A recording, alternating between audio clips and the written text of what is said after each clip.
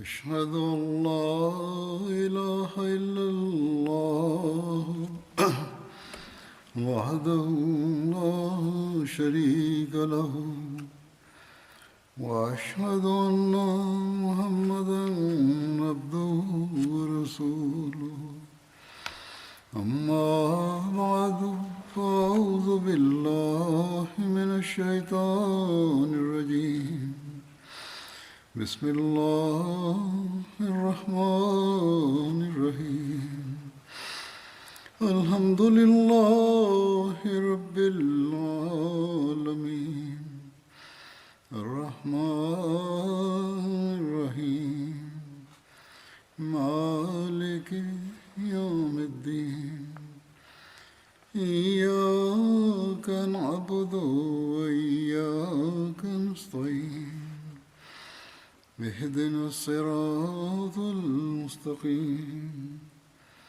صراط الذين أنعمت عليهم غير المغضوب عليهم ولا الضالين.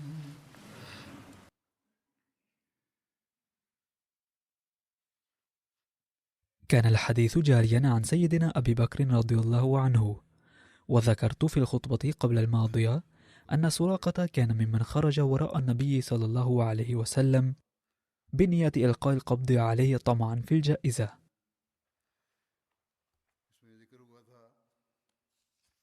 ولكن قدر الله وضع العراقيل أمامه،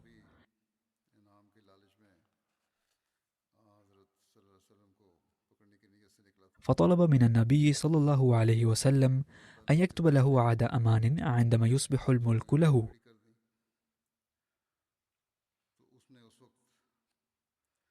ففعل صلى الله عليه وسلم.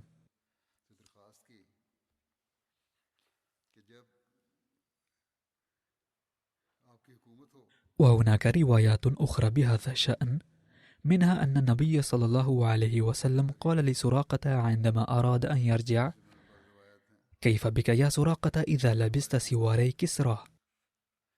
فالتفت إلى النبي صلى الله عليه وسلم وقال في دهشة: كسرى ابن هرمز إمبراطور الفرس.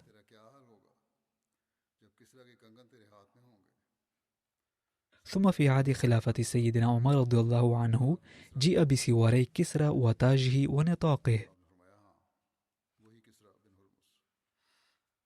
فدعا سيدنا عمر رضي الله عنه سراقة وقال لها: ارفع يديك، ثم ألبسه السوارين وقال: قل الحمد لله الذي سلبهما كسرى بن هرمز وألبسهما سراقة.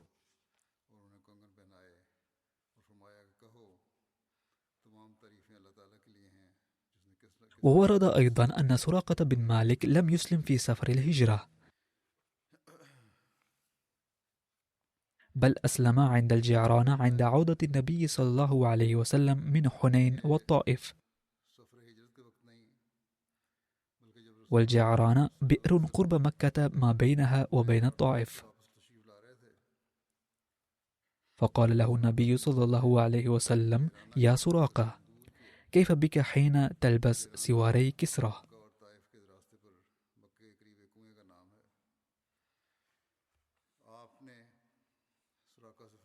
وقد كتب حضرة ميرزا بشير أحمد بهذا الخصوص في سيرة النبيين: لم يذهب النبي صلى الله عليه وسلم وأبو بكر بعيدا حتى رأى أبو بكر فارسا يركض بحصانه وراءهما، فقال أبو بكر قلقا: يا رسول الله، هناك شخص يتعقبنا. فقال النبي صلى الله عليه وسلم: لا تحزن، إن الله معنا. وكان هذا المتعقب هو سراقة بن مالك،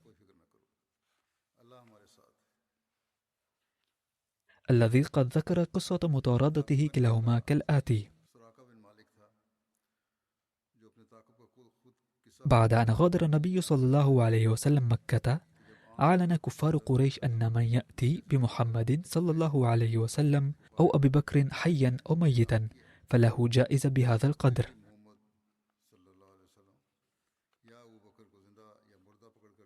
وقد أرسلوا رسلهم إلينا بهذا الإعلان. وبين أنا جالس في يوم من الأيام في مجلس من المجالس قوم بني مدلج، إذ أتانا رسول من رسل قريش وقال لي: يا سراقة، إني رأيت آنفا أسودة بالساحل، إني أراها محمدا وأصحابه. قال سراقة: فعرفت أنهم هم. ثم ذكر حضرة ميرزا بشير أحمد باقي التفاصيل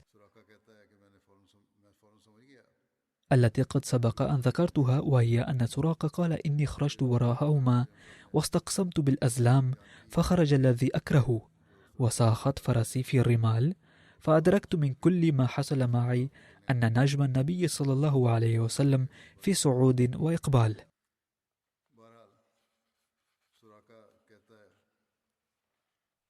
وأنه سيكون من الغالبين في نهاية المطاف. فقلت له متصالحا: إن قومك قد جعلوا لمن يأتيك بهم قتيلا أو حيا مكافأة كيت وكيت، وأن الناس يريدون بك الشر، وكنت قد خرجت بنية الشر طمعا في المكافأة، ولكني عائد على أدراجي الآن.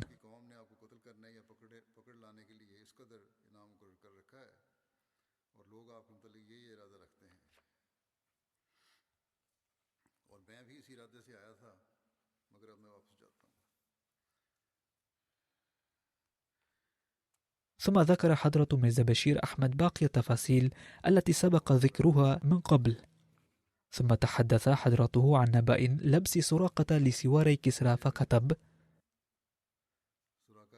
عندما أراد سراقة العودة قال له النبي صلى الله عليه وسلم: كيف بك يا سراقة إذا لبست سواري كسرى؟ فقال في دهشة: كسرى ابن هرمز إمبراطور الفرس. فقال صلى الله عليه وسلم: نعم، كسرى بن هرمز. فأصبح سراقة مذهولا، فأين أعرابي من الصحراء العربية؟ وأين سواري كسرى إمبراطور الفرس؟ ولكن انظروا إلى عجائب قدرة الله تعالى، حيث فتحت بلاد الفرس في عهد خلافة سيدنا عمر رضي الله عنه، وغنم المسلمون كنوز كسرى، وجاءت أموال الغنائم إلى المدينة المنورة بما فيها سواري كسرى. فدعا سيدنا عمر سراقة الذي كان قد أسلم بعد فتح مكة، وألبسه سواري كسرى المرصعين بمجوهرات لا تقدر بثمن. وقد قال حضرة المصلح الموعود رضي الله عنه وهو يتحدث عن هذه الواقعة: أعلن أهل مكة بإعطاء جائزة مقدارها 100 جمل لمن يأتي بمحمد صلى الله عليه وسلم أو أبي بكر حيا أو ميتا. ونشروا هذا الإعلان في القبائل المحيطة بمكة، فخرج سراقة بن مالك أحد زعماء البدو في مطاردته صلى الله عليه وسلم طمعا في الجائزة، ولم يزل يركض بحثا عن النبي صلى الله عليه وسلم حتى لحق به في الطريق المؤدي إلى المدينة. لقد رأى شخصين على جملين، فأدرك أنهما محمد صلى الله عليه وسلم وصاحبه، فركض بحصانه وراءهما.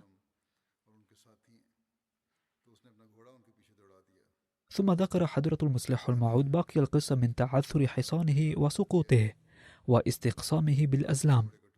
ثم يقول حضرته: قال سراقة: كان النبي صلى الله عليه وسلم سائرا على ناقته ولم يلتفت إلي، أما أبو بكر فكان يكثر الالتفات والنظر خوفا على النبي صلى الله عليه وسلم. وبعد بيان تفاصيل واقعة التعقب سراقة للنبي صلى الله عليه وسلم، قال حضرة المصلح الموعود: عندما أراد سراقة العودة كشف الله تعالى للنبي صلى الله عليه وسلم الغيب عن مستقبل سراقة، فقال بناء عليه: يا سراقة، كيف بك وسواري كسرى في يدك؟ فسأل في دهشة: كسرى بن هرمز إمبراطور الفرس؟ فقال صلى الله عليه وسلم: نعم. لقد تحققت هذه النبوءة النبوية حرفيا بعد 6 أو 17 عاما. أسلم سراقة وهاجر إلى المدينة، وبعد وفاة رسول صلى الله عليه وسلم وخلفه أبو بكر ثم عمر رضي الله عنهما، وبرؤية قوة الإسلام المتنامية بدأ الفرس الهجوم على المسلمين، لكن بدلا أن يسحقوا المسلمين سحقوا بأنفسهم، وديست عاصمة كسرى تحت حوافر خيول جنود المسلمين.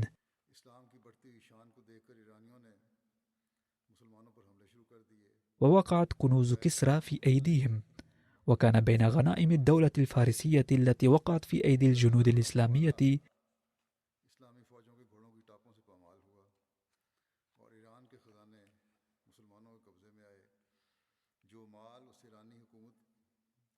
السواران الذهبيان اللذان كان يلبسهما كسرى عندما كان يجلس على العرش كعادة ملوك الفرس. وكان سراقة بعد إسلامه يحكي للمسلمين بكل فخر هذه القصة التي وقعت مع رسول الله صلى الله عليه وسلم أثناء الهجرة. وكان المسلمون يعرفون ما قاله النبي صلى الله عليه وسلم مخاطبا سراقة، وهو: كيف بك يا سراقة وسوارا كسرى في يديك؟ وعندما وضعت أموال الغنائم أمام عمر رضي الله عنه دارت القصة كلها أمام عينه، وكيف أن رسول الله صلى الله عليه وسلم اضطر لمغادرة وطنه إلى المدينة في ضعف وقلة حيلة، وكيف أن سراقة وغيره من الناس خرجوا راكضين بخيولهم وراءه صلى الله عليه وسلم لكي يأخذوه حيا أو ميتا إلى أهل مكة لينالوا مكافأة 100 ناقة. وكيف أن النبي صلى الله عليه وسلم قال لسراقة عندها: يا سراقة، كيف بك وسوارا كسرى في يدك؟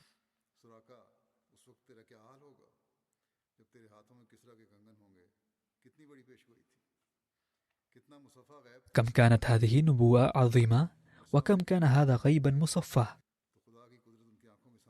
ولما رأى سيدنا عمر رضي الله عنه أمامه سواري كسرى تجلت له قدرة الله العظيمة، فقال: ادعوا سراقة.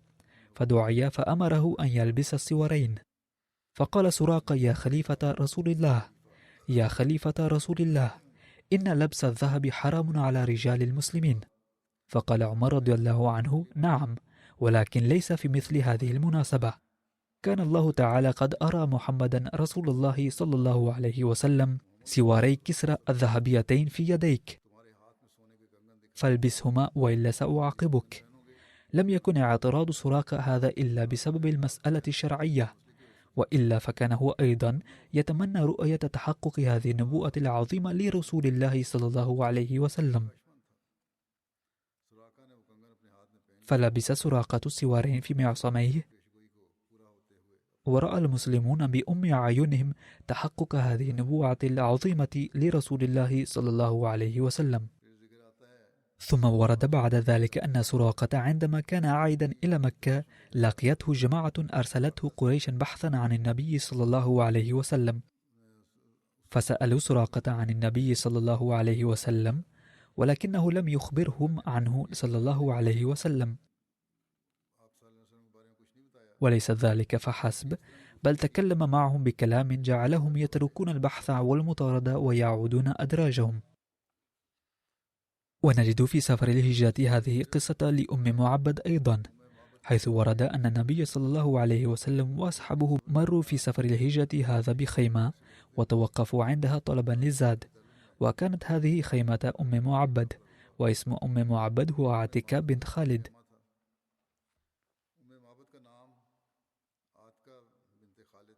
وكانت من الخزاعة من بني كعب، وهي أخت حبيش بن خالد رضي الله عنه الذي كان صحابيا وكان له شرف الرواية عن النبي صلى الله عليه وسلم. وزوجها أبو معبد، ويقال أنه أيضا قد روى بعض الروايات عن النبي صلى الله عليه وسلم، وتوفي في حياته صلى الله عليه وسلم، واسم أبو معبد غير معلوم. كانت خيمة أم معبد في مكان يدعى قديد، وهي قرية قريبة من مكة، وتقع على مسافة 1 أميال من رابغ ناحية الجنوب. وهنالك كان الصنم الشهير لمنات الذي كان يعبده أهل المدينة. أم معبد كانت امرأة شجاعة وقوية، وكانت تجلس فناء خيمتها وتطعم وتسقي المارين بها. فسألها النبي صلى الله عليه وسلم وأصحابه لحما وتمرا ليشتروها منها، فلم يكن عندها شيء من ذلك، وكان قومها عندها مرملين مسنتين، أي مضروبين بالقحط والفاقة. فقالت: والله لو كان عندنا شيء ما عوزناكم.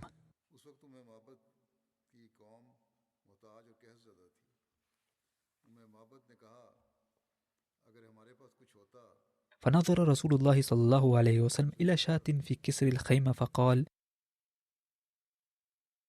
ما هذه الشاة يا أم معبد؟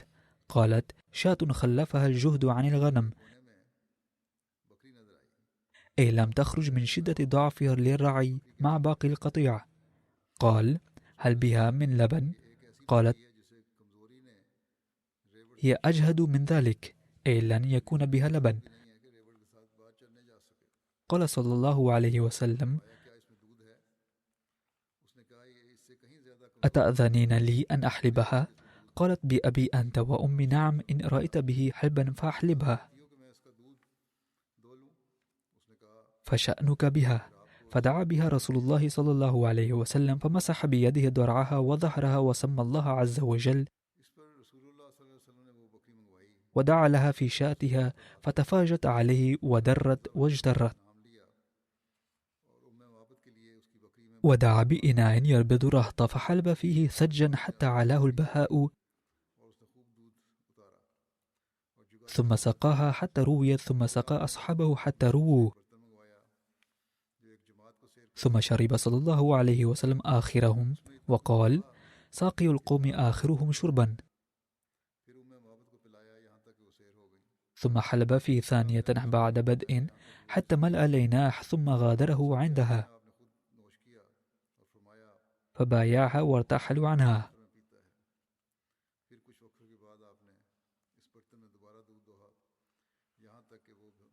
ورد أيضا أن النبي صلى الله عليه وسلم مع صاحبه المخلص أبي بكر رضي الله عنه واصل سفره بتأييد من الله ونصرته، وكأنه في رعاية الملائكة. وفي طرف آخر لم يقبل أهل مكة الهزيمة، بل كانوا يبحثون عنه باستمرار، فجاء جماعة من قريش باحثين عنه حتى بلغوا دار أم معبد، فنزل الرجال عن مطاياهم فانطلقوا إلى أم معبد وسألوها عن رسول الله صلى الله عليه وسلم، فخافت عليهم منهم فقالت: تسألوني عن أمر ما سمعت به قبل عامي هذا، ما أدري ما تقولون.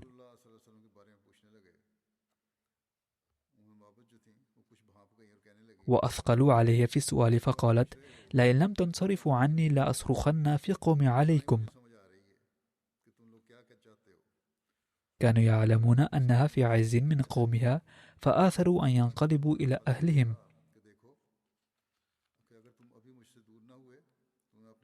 كان النبي صلى الله عليه وسلم في طريقه إذا لقي الزبير في ركب من المسلمين، كانوا تجارا قافلين من الشام، فكسى الزبير رسول الله صلى الله عليه وسلم وأبا بكر ثياب بياض.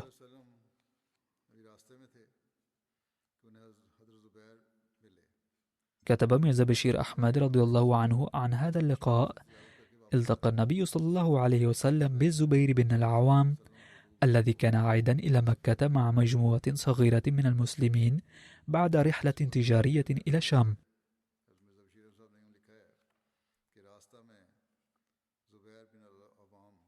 فقدم الزبير ثوبا أبيض إلى النبي صلى الله عليه وسلم وآخر لأبي بكر، وقال أنه سوف يعود قريبا من مكة وينضم إليهم في المدينة.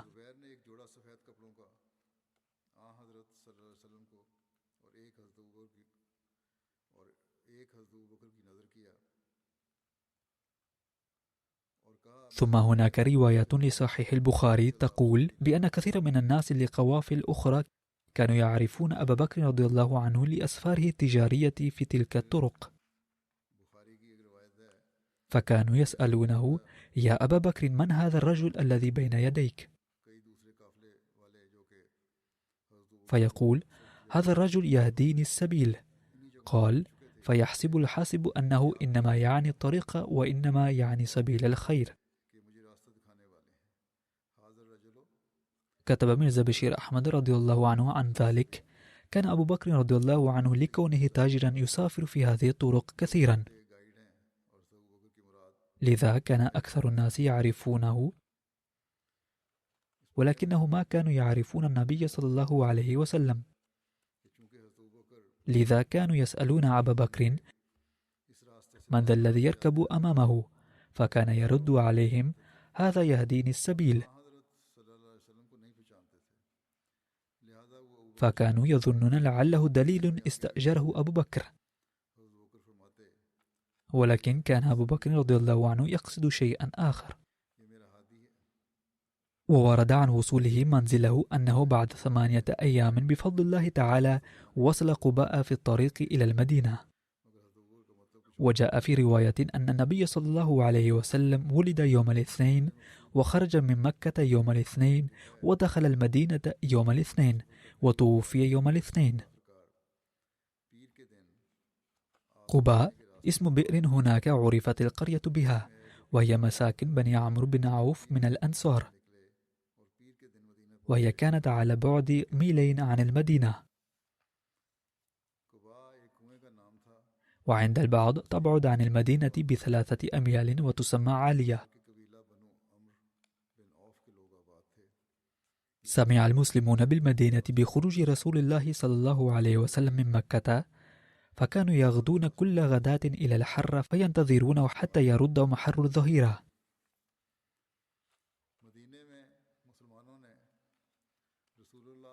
المدينة واقعة بين الحرتين، الحرة أرض ذات حجارة صود نخرة، وفي شرق المدينة حرة واقم وتسمى حرة بني قريظة أيضا، والأخرى حرة الوبرة وهي على 3 أميال من المدينة. فانقلبوا يوما بعدما أطالوا انتظارهم، فلما أووا إلى بيوتهم أوفى رجل من يهود على أطم من آطامهم لأمر ينظر إليه، فباصر برسول الله صلى الله عليه وسلم وأصحابه مبيضين يزول بهم السراب، فلم يملك اليهودي أن قال بأعلى صوته: يا معاشر العرب، هذا جدكم الذي ينتظرون. فثار المسلمون إلى السلاح، فتلقوا رسول الله صلى الله عليه وسلم بظهر الحرة، فعدل بهم ذات اليمين حتى نزل بهم في بني عمرو بن عوف، وذلك يوم الاثنين من شهر ربيع الأول. فقام أبو بكر للناس، وجلس رسول الله صلى الله عليه وسلم صامتا، فطافق من جاء من الأنصار ممن لم يرى رسول الله صلى الله عليه وسلم يحيي أبا بكر حتى أصابت الشمس رسول الله صلى الله عليه وسلم، فأقبل أبو بكر حتى ظلل عليه بردائه، فعرف الناس رسول الله صلى الله عليه وسلم عند ذلك. فلبث رسول الله صلى الله عليه وسلم في بني عمرو بن عوف 11 ليلة. وبحسب رواية أخرى للبخاري لبث 14 ليلة، وأسس المسجد الذي أسس على التقوى وصلى فيه.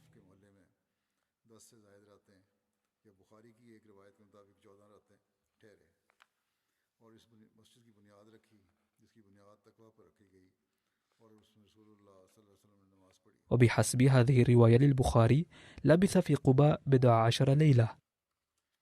وبحسب رواية لبث في بني عمرو بن عوف أي في قباء 4 أيام، يوم الاثنين والثلاثاء والأربعاء والخميس، وخرج إلى المدينة يوم الجمعة. وفي رواية أخرى ورد أنه نزل بقباء 22 ليلة.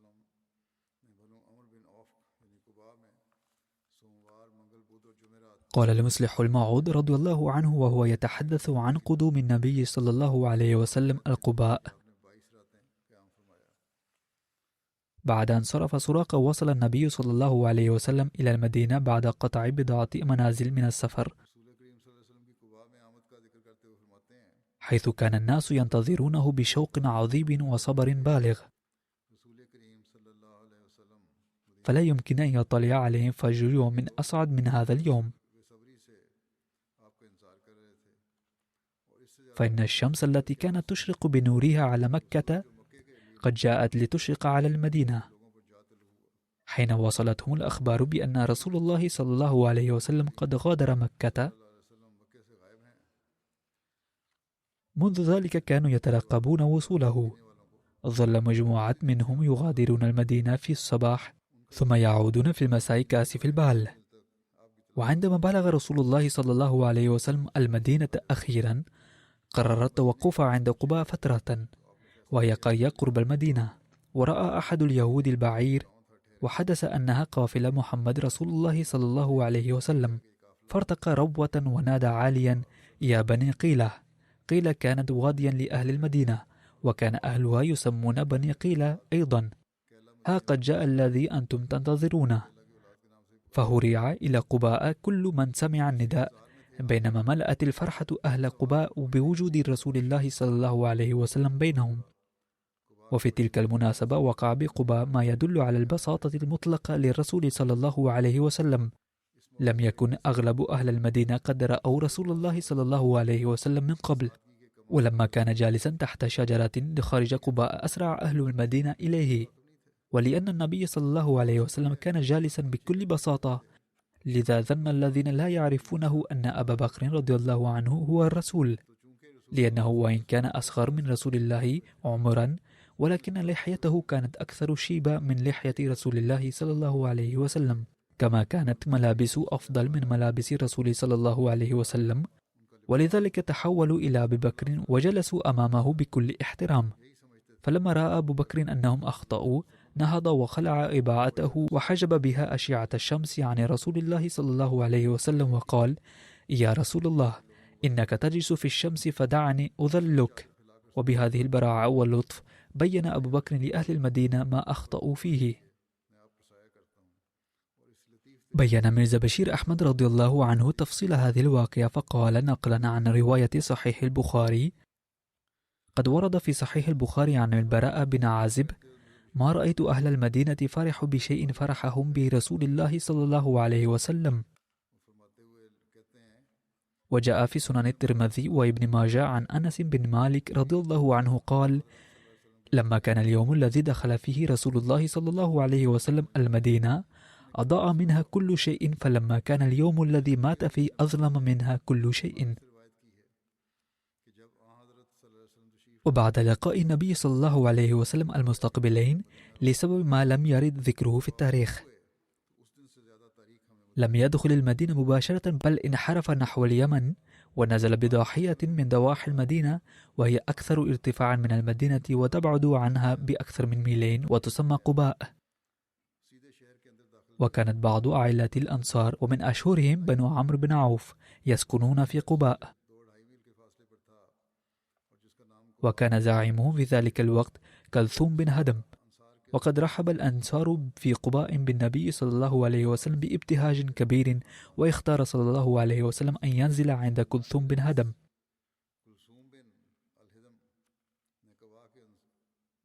والمهاجرون الذين وصلوا إلى المدينة قبل حضرته صلى الله عليه وسلم كان معظمهم ما زالوا مقيمين في بيت كلثوم بن هدم، وبعض الأنصار الكرام آخرين.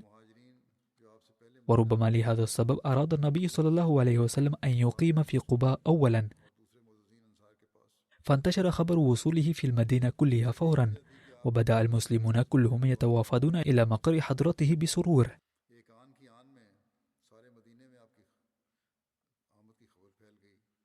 وعن بناء مسجد قباء ورد أن رسول الله صلى الله عليه وسلم أسس مسجدا أيضا أثناء إقامته في قباء، يسمى مسجد قباء.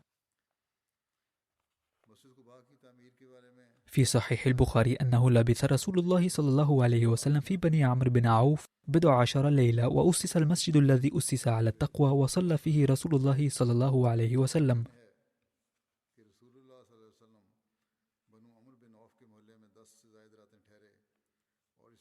وفي رواية أن رسول الله صلى الله عليه وسلم أسس المسجد لبني عمرو بن عوف، وحين أسسه كان هو أول من وضع حجرا في قبلته، ثم جاء أبو بكر بحجر فوضعه، ثم جاء عمر بحجر فوضعه إلى حجر أبي بكر، ثم أخذ الناس في البنيان.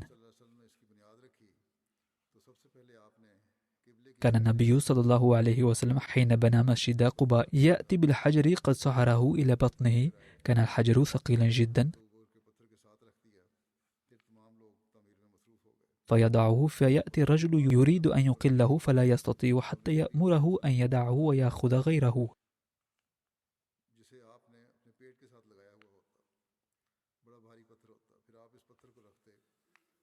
وقد ورد عن مسجد قباء أنه هو المسجد الذي أسس على التقوى. وفي بعض الروايات عد المسجد النبوي الذي أسس على التقوى. وجاء في السيرة الحربية أنه لا تعارض بين هذين القولين، لأن كل واحد منهما قد أسس على التقوى حصرا.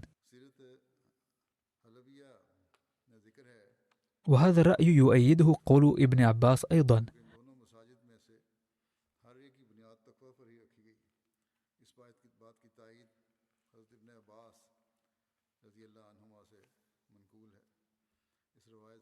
فكان يرى أن جميع مساجد المدينة بما فيها مسجد قباء أيضا قد أسست على التقوى. أما الذي نزلت عنه آية فهو مسجد قباء حصرا.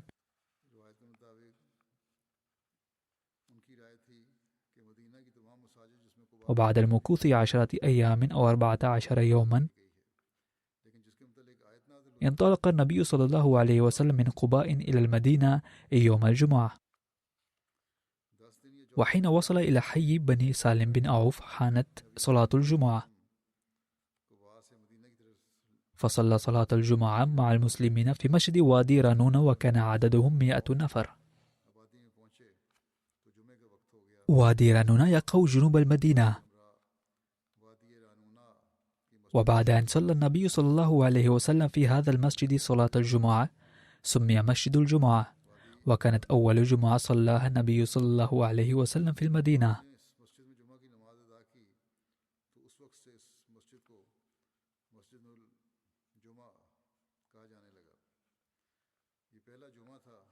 ومن المحتمل أن ذلك المسجد بني هنالك حق لاحقا وسمي مسجد الجمعة، لأن النبي صلى الله عليه وسلم صلى فيه الجمعة.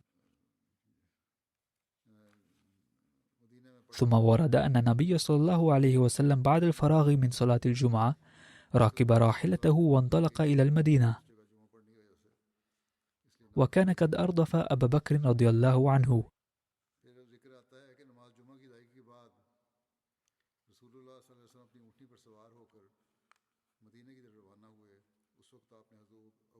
وكان الكثيرون قد خرجوا ملاحقين له صلى الله عليه وسلم طمعا في الجائزة.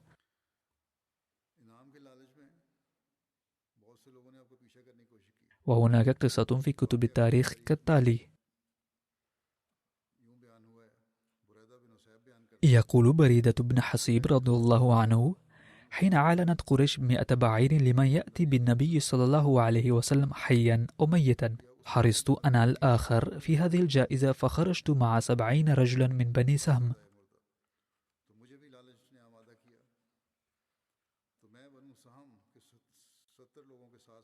فوصلت إليه فسألني صلى الله عليه وسلم: من أنت؟ قلت: بريدة. فالتفت إلى أبي بكر وقال له: برد أمرنا وصلح.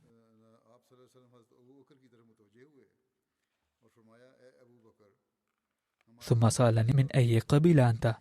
قلت: من أسلم بن بني سهم.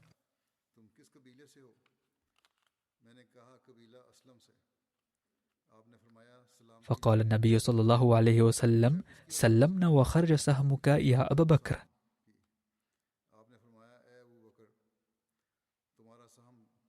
ثم قلت للنبي صلى الله عليه وسلم: من أنت؟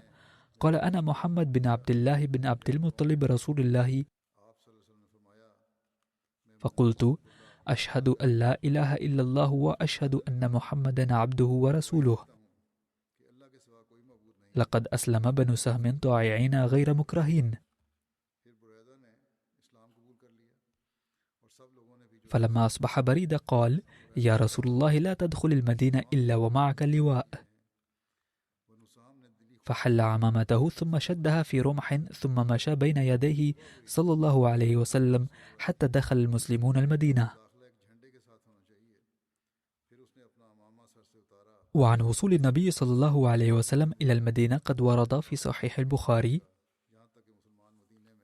عن أنس بن مالك قال: قدم النبي صلى الله عليه وسلم المدينة فنزل على المدينة في حي يقال لهم بنو عمرو بن عوف، فأقام النبي صلى الله عليه وسلم فيهم 14 ليلة، ثم أرسل إلى بني النجار فجاءوا متقلدي السيوف كأني أنظر إلى النبي صلى الله عليه وسلم على راحلته وأبو بكر ردفه وملأ بني النجار حوله حتى ألقى بفناء أبي أيوب. فعن ذلك يقول سيدنا ميرزا بشير أحمد رضي الله عنه: بعد الإقامة في قباء 14 يوما انطلق النبي صلى الله عليه وسلم إلى المدينة في يوم الجمعة، وكانت معه جماعة كبيرة من الأنصار والمهاجرين، وكان يركب ناقة وأبو بكر رضي الله عنه ردفه. بدأ هذا الركب يتقدم إلى المدينة رويدا. في الطريق حان وقت صلاة الجمعة، فتوقف النبي صلى الله عليه وسلم في حارة بني سالم بن عوف فألقى خطبة وصلى الجمعة. يقول المؤرخون إن الجمعة كانت قد بدأت قبل ذلك، إلا أنه صلى الله عليه وسلم في هذا اليوم صلى أول جمعة بنفسه، وبعده راجت صلاة الجمعة بانتظام. ومن هنا أيضا يتبين أن ذلك المسجد بني لاحقا. وبعد صلاة الجمعة بدأ الركب يتقدم رويدا من جديد. وفي الطريق عندما كان يمر من بيوت المسلمين كانوا يعرضون عليه بكل سرور بيوتهم وأموالهم وأنفسهم، ويتسابقون في ذلك، ويقولون أن لهم منع أيضا فليمكث عندهم، لكنه كان يدعو لهم بالخير والسلام ويتقدم إلى المدينة.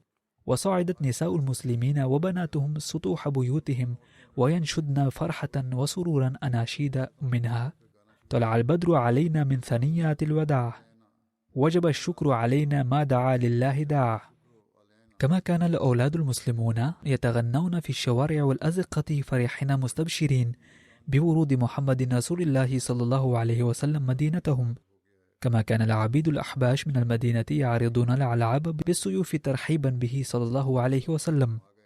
فلما دخل النبي صلى الله عليه وسلم المدينة تمنى كل إنسان أن يقيم صلى الله عليه وسلم عنده، وكان كل واحد يعرض خدمته أكثر من غيره، لكنه صلى الله عليه وسلم كان يكلمهم كلهم بحب ولطف ويتقدم، حتى وصلت ناقته حي بني النجار، حيث كان رجال بني النجار يقفون في الصفوف مسلحين باستقباله صلى الله عليه وسلم. وكانت بنات القبيلة يضربن الدفوف ويتغنين: نحن جوار من بني نجار، يا حبذا محمدا من جار.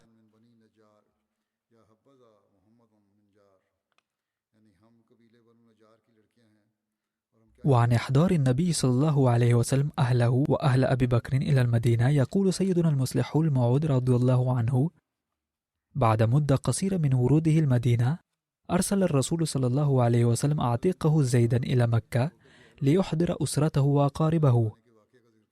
كان أهل مكة مذهولين بسبب مفاجأة هجرة النبي وأطباعه، ولبعض الوقت لم يفعلوا شيئا يثير غضبه. وعندما غادرت أسرة الرسول مكة مع أسرة أبي بكر لم يثيروا لهم أي متاعب،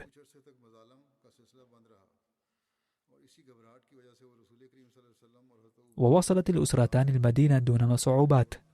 وفي ذلك الوقت وضع الرسول صلى الله عليه وسلم أساس المسجد في المكان الذي اشتراه لهذا الغرض، وبعد ذلك بنى بيوتا له ولصحبه ورفقائه. ونزل أبو بكر الصديق رضي الله عنه على خبيب بن إساف أحد بني الحارث الخزرج بالسنح، وهو على بعد ميلين من المسجد النبوي تقريبا في ضواحي المدينة. ويقول قائل كان منزله على خارجة بن زيد. وفي بعض الروايات أن سيدنا أبا بكر رضي الله عنه بنى له بيتا في السنح ومصنعا للقماش أيضا وبدأ به التجارة، وهذا الذكر سيستمر في المستقبل أيضا بإذن الله. أما الآن فأريد أن أذكر بعض المرحومين، وأولهم تشودري أصغر علي كلار رحمه الله، الذي كان أسيرا في سبيل الله، وكان ابن محمد شريف المحترم في بهاولبور، فقد مرض في السجن وتوفي أسيرا في المستشفى في 10 من يناير 2022. إنا لله وإنا إليه راجعون. ومن هذا المنطلق يعد من الشهداء، فقد سجلت القضية ضده في 24 سبتمبر 2021 في مخفر الشرطة في بغداد الجديد في باولبور بحسب بند 295 بتهمة الإساءة إلى النبي صلى الله عليه وسلم والعياذ بالله. فهم يسجلون القضية بحسب هذا البند فورا ضد الأحمديين.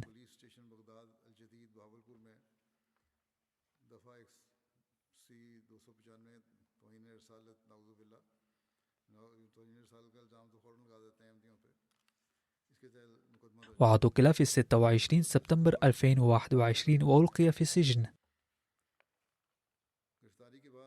في 4 يناير 2022 تعاقد صحته وتقيأ دمه، فأدخل في مستشفى بهاولبور، حيث توفي قبيل 10 من يناير 2022 أسيرا.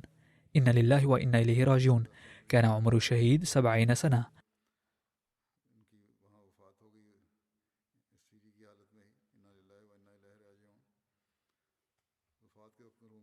وكان طلبه عن الكفالة في المحكمة حيث يسمع له القاضي في 8 من يناير 2022، لكن الشرطة لم تقدم السجل الكامل، فأجل إلى 11 من يناير 2022، لكن المرحوم لبى نداء مالكه الحقيقي قبل ذلك، فقد عاش أسيرا في سبيل الله 3 أشهر و15 يوما.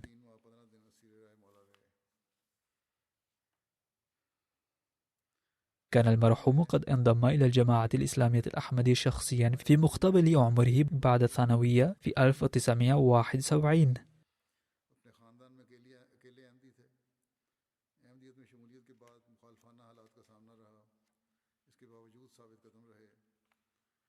وكان أحمديا وحيدا في عائلته وتعرض للمعارضة أيضا، لكنه ثبت.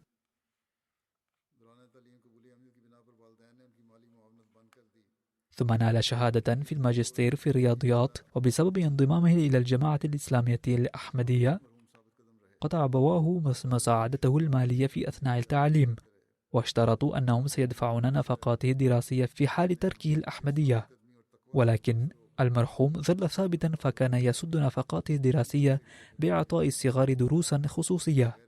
ثم تخلى أبوه عن معارضته نظرا إلى رسوخ أقدامه وتقواه، ونقل والد المرحوم إليه نصيبه من أملاكه في حياته لئلا يحرم ابنه من الوراثة لكونه غير أحمدي.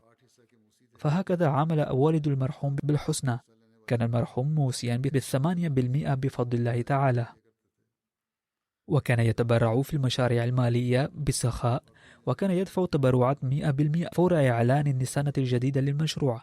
كان يحب الخلافة حبا كبيرا، وكان من صفاته المتميزة احتمار واقف الحياة والضيوف من المركز، وكان مضيافا، وكان يقدم سيارته الخاصة للزيارات لأهداف الجماعة، وكان مولعا بتبليغ الدعوة، وكان داعيا إلى الله شجاعا. وقد وفق الله تعالى عديد من الناس السعداء للبيعة والانضمام إلى الجماعة الإسلامية الأحمدية بواسطة المرحوم.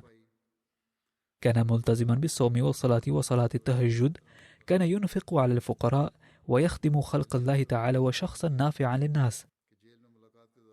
على الرغم من معارضة كل فرد من العائلة وفق للخدمة المالية والأخلاقية.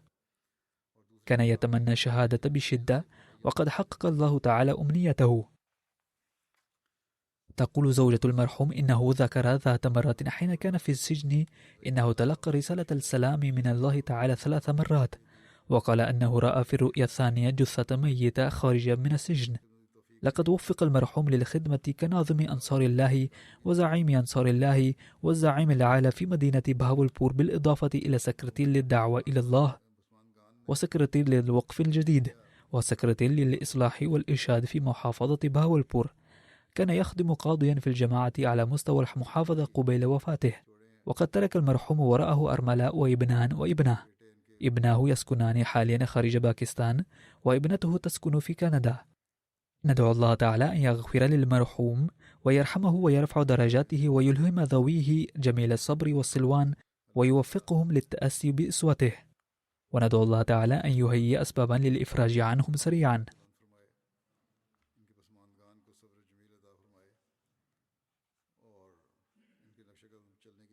الجنازة الثانية هي للسيد ميرزا ممتاز أحمد الذي كان يعمل في مكتب الوكالة العليا في ربوة، وقد توفي عن عمر يناهز 85 عاما. إنا لله وإنا إليه راجعون. كان المرحوم مشتركا في نظام الوصية. أول شخص داخل الجماعة في عائلته كان والده الدكتور شير محمد علي الذي بايع في عام 1923.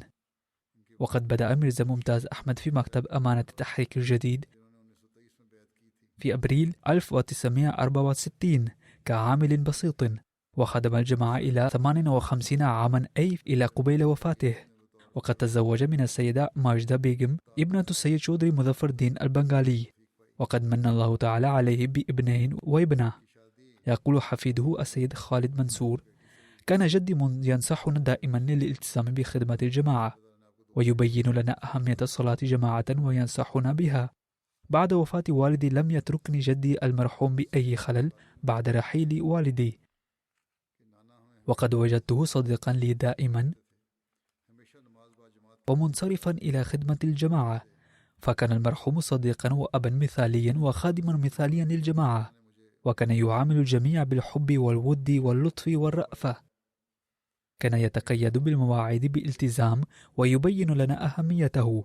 يقول السيد سعيد ناصر أحد العاملين معه: لقد أتيحت لي فرصة لمدة طويلة للعمل معه، فكان يعمل بكل نزاهة، وبعد إكمال عمله كان يساعد زملائه أيضا في أعمالهم. يقول داعية الجماعة السيد لقمان ثاقب: لقد رأيت أنه مع ضعف صحته كان ينجز أعماله الموكلة إليه على أحسن وجه. كانت ذاكرته حادة جدا إلى آخر عمره، بحيث كان يبين أحداثا عن أي أمر مضت قبل عدة سنين، وكان يخبر أن تلك القضية في طور كذا وكذا وفي ملف كذا وكذا. كان يحب المزاح الطيب ويتمتع به، والخوض في كلام فارغ بلا معنى لم يكن من عادته. وإذا بقي وقت بعد إكمال أعماله كان يأخذ ملفا من الملفات القديمة ويقرأه جالسا في المكتب. يقول الدكتور سلطان أحمد مبشر: كان المرحوم يتحلى بتواضع شديد. كلما جاء إلى المشفى كان ينتظر دوره على الرغم من كونه خادما قديما للجماعة ولم يتسرع قط. كان من صفاته البارزة الاعتراف بالجميل والامتنان، وكان إنسانا صبورا جدا. على الرغم من مرضه الطويل وشدة المعاناة لم يتخلى عن الصبر. إن دائرة أصدقائه لم تكن واسعة كثيرا، ما عدا بعض الأصدقاء من المكتب. وقد رأيت أنا أيضا أن المرحوم كان قليل الكلام، فكان من عادته المستمرة أن يذهب إلى المكتب ويعود منه إلى بيته فقط، وقد أمضى حياته عاملا بجهد كبير وحب وإخلاص. ندعو الله تعالى أن يغفر له ويرحمه ويوفق أولاده أيضا للاستمرار في حسناته. الذكر التالي هو للواء المتقاعد الدكتور عبد الخالق الذي عمل مديرا في مصفى فضل عمر بربوة،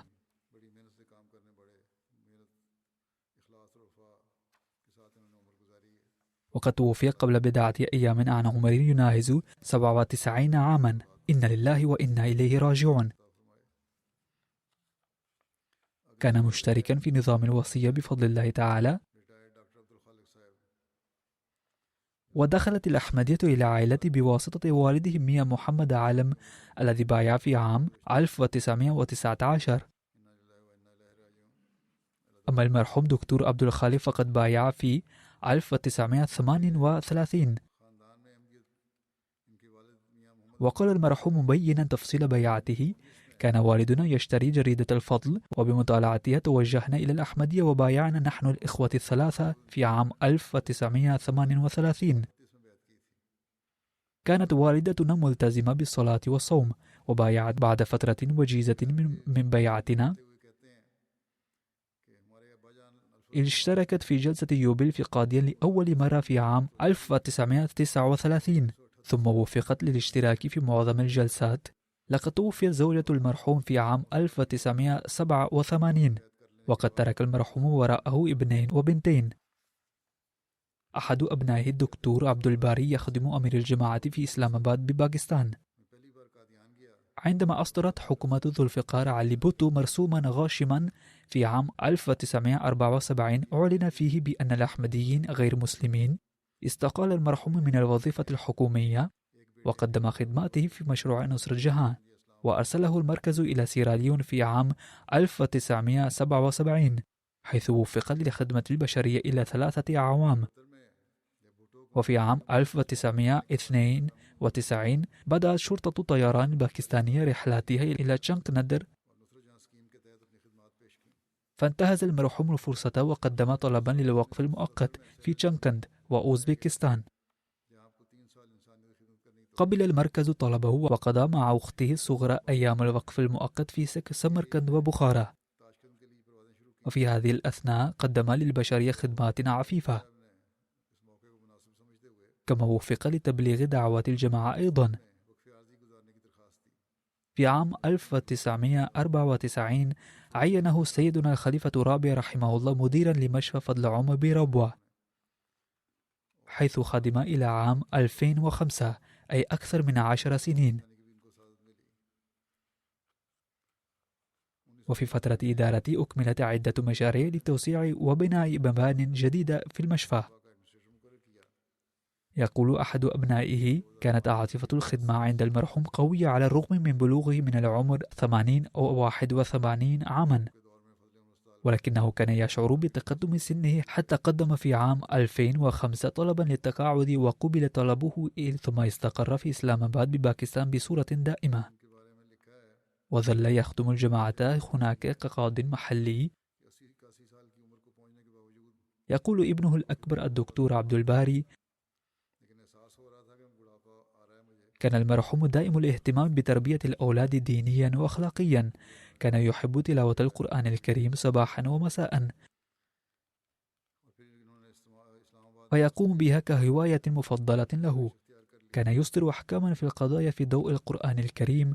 يقول سهر الدكتور مظفر علي ناصر، وهو نائب أمير الجماعة في جماعة محافظة وهبكنت: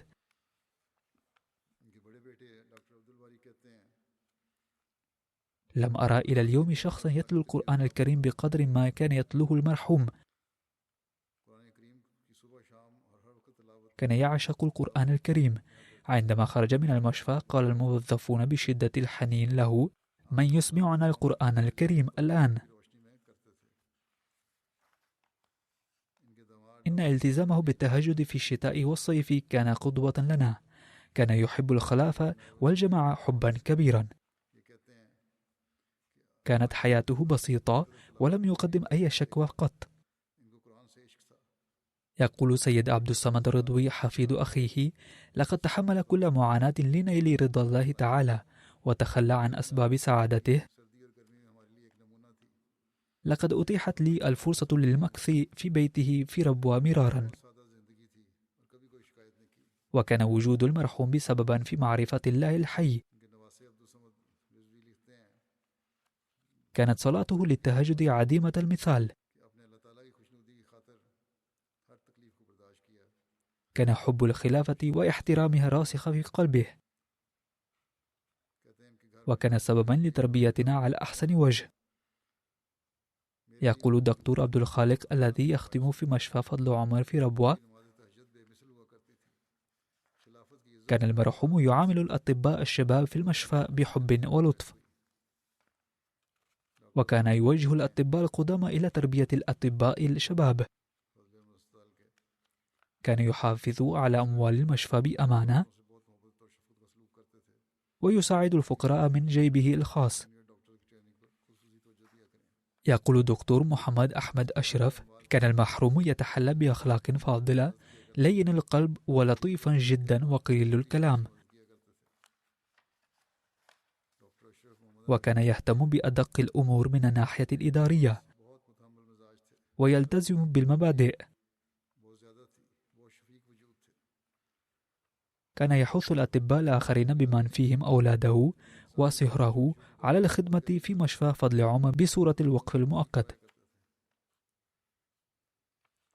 ندعو الله تعالى أن يغفر للمرحوم ويرحمه ويوفق أولاده للاستمرار في حسناته. بعد الصلاتين سأصلي صلاة الغائب على المرحومين.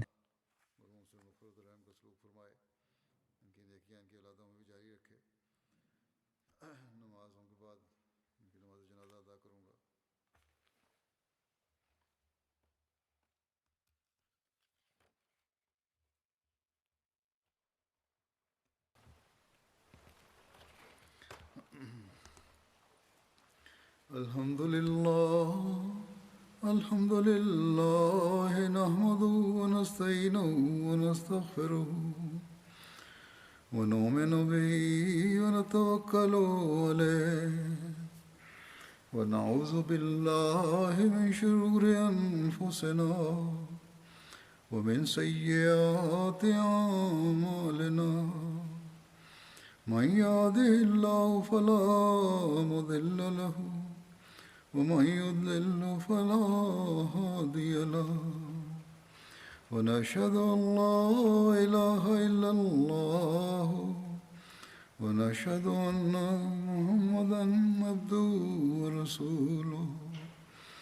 عباد الله رحمكم الله إن الله يأمر بالعدل والإحسان وإيتاء ذي القربى وينهى عن الفحشاء والمنكر والبغي يعظكم لعلكم تذكرون. اذكروا الله يذكركم وادعوه يستجب لكم ولذكر الله